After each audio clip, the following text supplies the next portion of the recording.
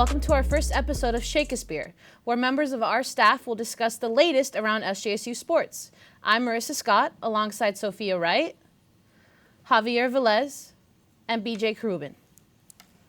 Let's jump right into it. San Jose State football opened up Mountain West Conference play Friday night at Air Force, falling 41-24. The loss comes 6 days after shocking Arkansas in Fayetteville, chalking up the team's first win versus an SEC program in school history. BJ, let's start with you.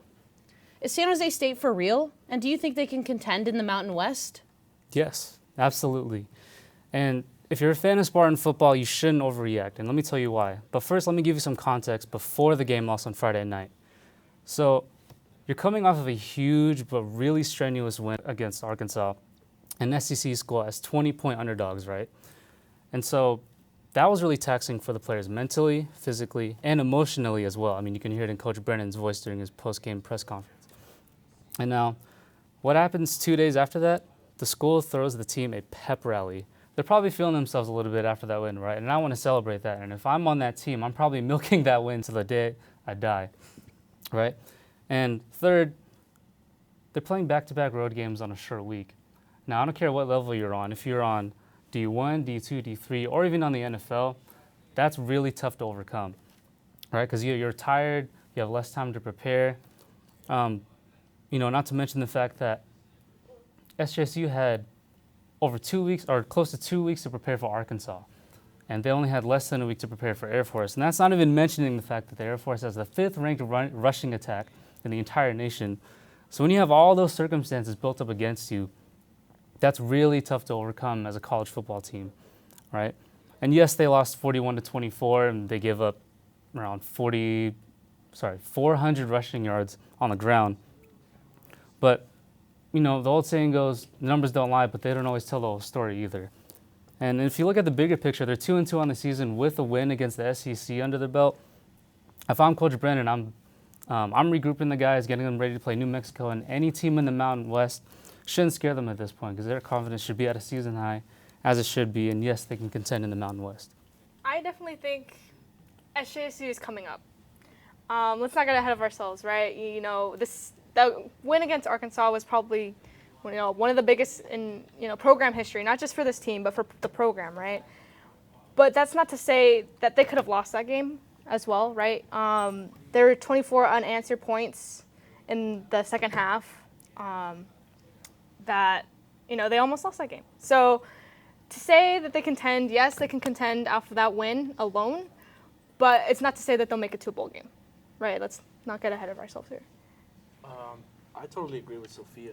I feel like that was a great win against Arkansas, especially on the national television stage.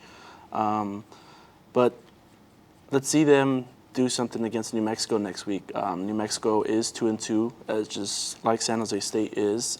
Their 2 losses came on the road, and that's exactly where they're going to be coming into San Jose.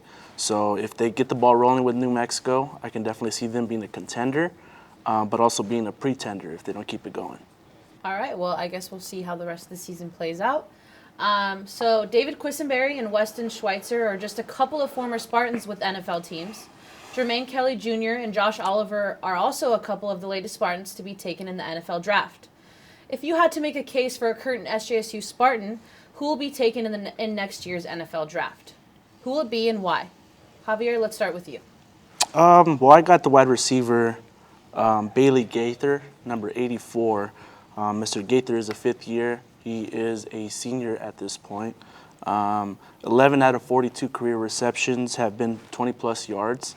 Also, he has 3 games with 100-plus receiving yards. And he also has 2 games with 2 TDs.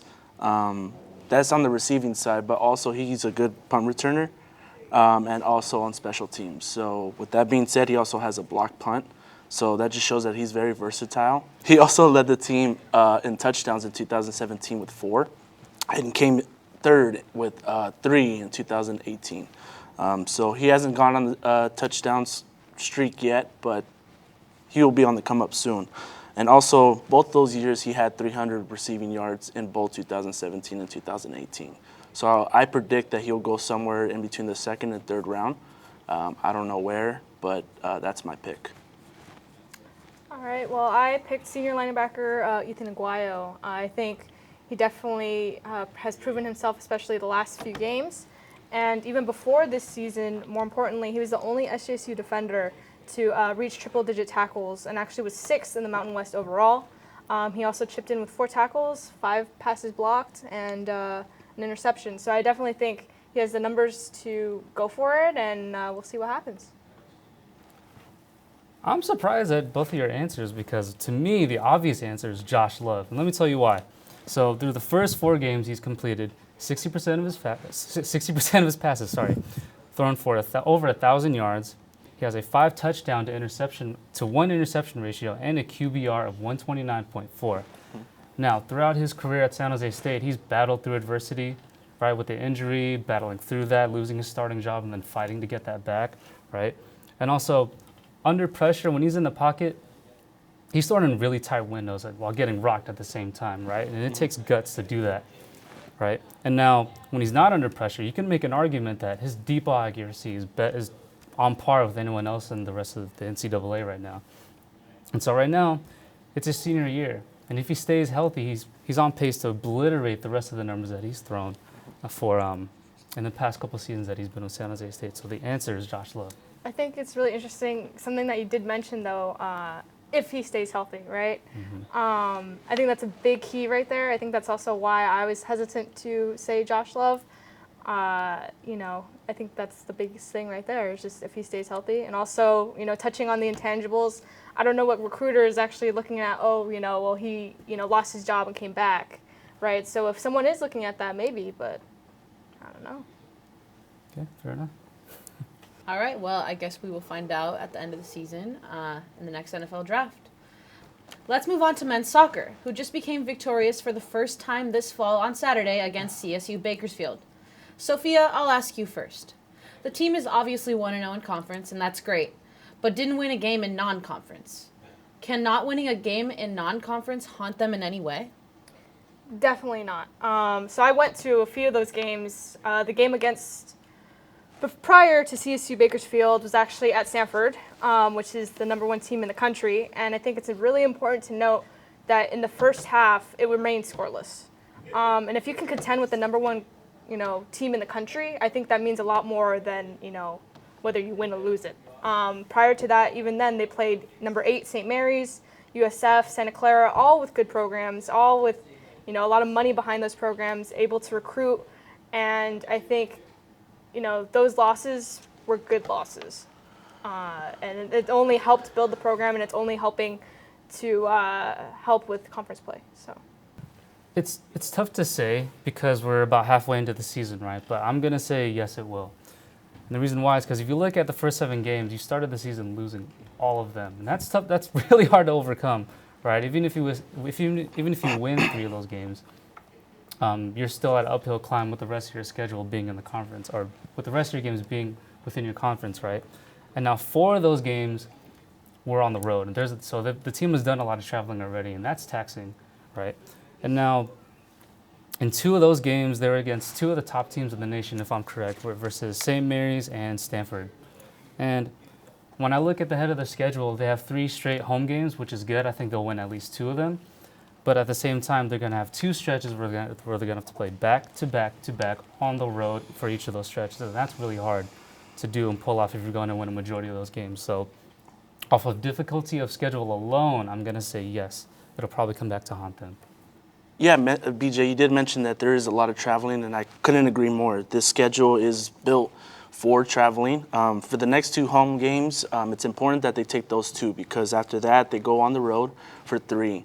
And those 3 road games, no matter where you play, can be tiring. So it's important to stay fresh because you come back home for 2 more. And on top of that, you end the season on the road for 3 more games, and those 3 opponents they were top 3 in the conference last year. So you got Air Force, who was 8-2 in the conference. Then you got UT Rio Grande Valley, which was 8-3 as well, and then Seattle U, which was 7-4. So it's really important for them, but I definitely feel that they're prepared enough playing Stanford, playing St. Mary's, right. And even with St. Mary's, you also got, they were leading them up until halftime until they just collapsed, letting 5 goals happen in the second half. But if you can hang with the big dogs, I can definitely see them winning this conference.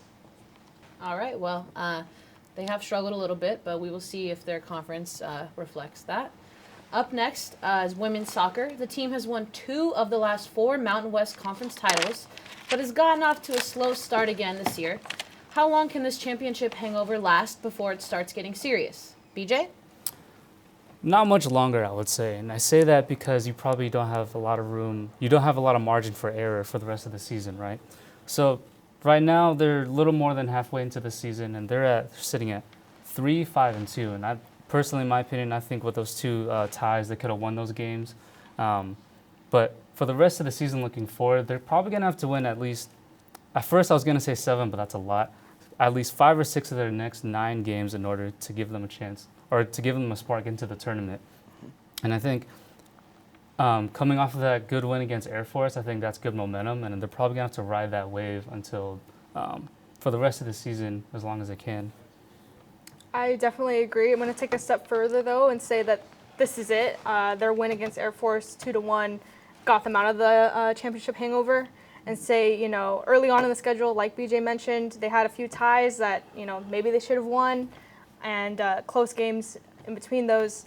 And they play, you know, they come back home on Thursday, and I think coming off of this win, I think it'll give them the momentum and what they need to finally get out of it.